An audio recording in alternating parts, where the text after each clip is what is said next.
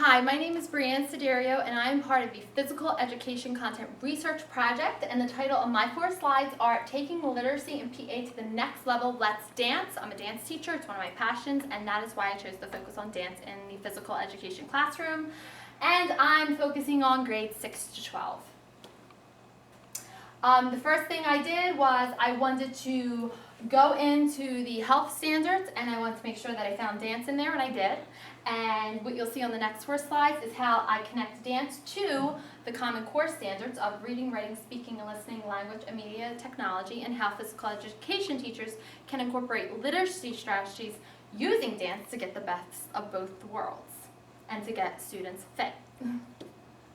Dance is the way to fitness.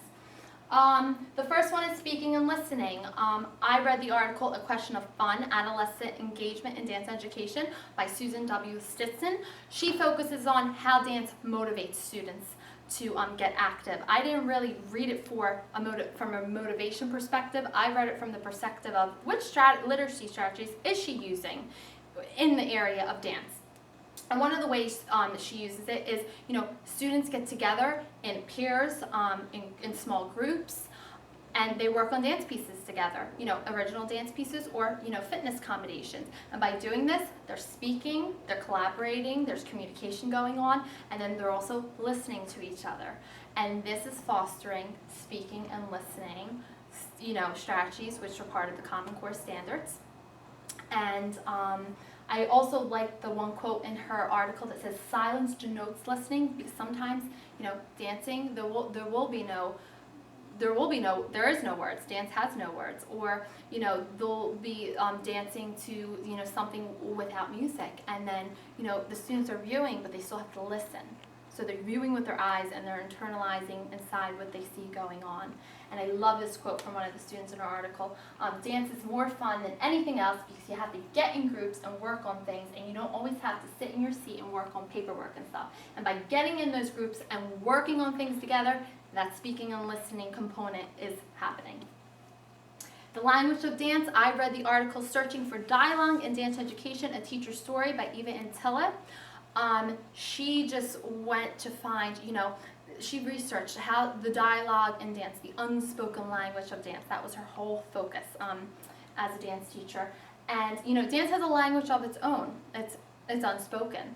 So everything that you see done, whether the kids are making original dance pieces, fitness pieces, it's an unspoken language. They have to view it by listening with their eyes, internalize it, and then use their own vocabulary to express what they see happening. And also, depending on the type of genre of dance, if the teacher's teaching country dancing or a Latin dancing or hip hop, there's certain vocabulary that goes with that as well. So like the teacher could be using the word batman, which means kick, or releve, which means raise. They go to certain genres of dance that the teacher could bring to the kids, this new vocabulary. She could do that through dance word walls. She can show videos of someone demonstrating the dance steps with the word that goes with it, or she could give them sheets with the dance step accompanied by the picture that goes with it to help them learn the new vocabulary words. Reading about dance and physical education, there is so many examples, so many diverse texts out there that could be used in the physical education classroom. Reading magazines about how to dance your way to fitness, how to dance your way to fitness using Zumba, reading about the history of dance, of how to appreciate dance. This book probably talks about many ways of how, dance helps you get fit. And then also narrative text that I would use more towards 6th or 7th grade. But there's just so many types of different dance texts that you can use in the physical education classroom that can really, teach students how to get fit through dance. And then you're getting that reading component in there. Next, writing and dance, it can be done. A lot of dancing, I'm a dance teacher. I write notes all the time when I'm writing my dances. There is a certain way to write notes. I don't think I would suggest that for a physical education teacher to do because that's more, for a dance teacher because it's very detailed. But, students can take notes. They're any old right. However, turn right, step left, they can write it in their own way and use visuals. This is a visual for a Latin dance, how to move the feet. So students can write notes, and then students can also view either a dance piece done individually in groups or you know, with partners, and they can write an interpretation of it. They can critique it.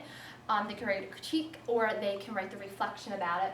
Or you can show visuals of people dancing, and they can write their interpretations. You know, this looks like, I would write something about she's longing for something, and I would go in more depth. Or she looks like she's, you know, trapped. Or these girls look like they're having fun, for, you know, and write my interpretation. And lastly, media and technology of dance in the physical education classroom. I never remember having music brought in or, you know, media literacy brought in when I was in my physical education classes. If I did, it would have engaged and motivated me more, and it would have been just so much more fun. And I love that quote, if the music is good, you dance. I mean, teachers can teach their kids.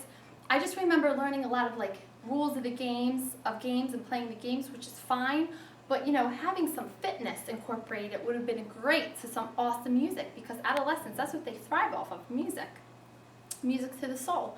And then also watching, you know, bringing in, there's so much technology out here. A physical education teacher could probably wheel in a smart board on wheels, and you know, show you know, a Zumba videos, or show So You Think You Could Dance, Get Fit, Cardio Funk, and they can watch these fitness the fitness videos, and they can exercise to it, and, you know, try to pick up the steps, and it would just make, you know, it would make physical education more fun by, you know, incorporating dance into the physical education classroom. So I hope that you learned some ways that physical education teachers can teach literacy through the concept of dance. Okay, thank you.